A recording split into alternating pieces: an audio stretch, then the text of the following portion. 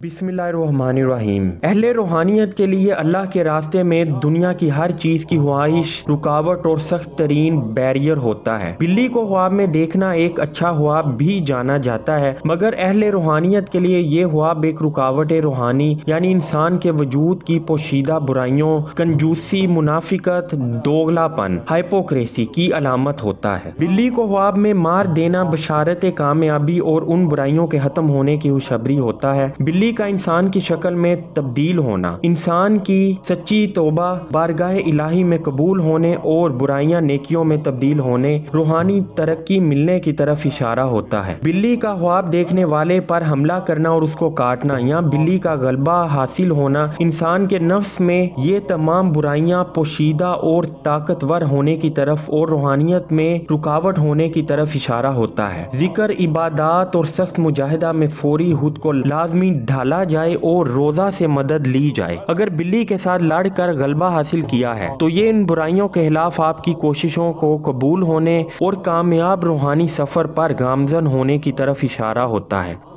वाज़े रहे कि ये कंटेंट में सिर्फ अहले रूहानियत के लिए बिल्ली के ख्वाब की मुख्तसर तफसीर बयान की गई है और इसके अलावा बिल्ली का ख्वाब मजीद तफसील से गुफ्तगू तलब होता है, क्योंकि ये ख्वाब दूसरी जानिब रूहानियत में हिफाजत और बुलंद मुकाम भी रखता है, तो उस बारे अलग से कंटेंट में तफसीली गुफ्तगू करेंगे। रूहानियत के इस सफ़र में हमारे साथ बने रहें, हमारे चैनल को सब्सक्राइब करें, फॉलो करें और कमेंट सेक्शन में अपनी कीमती राय का इजहार ज़रूर करें।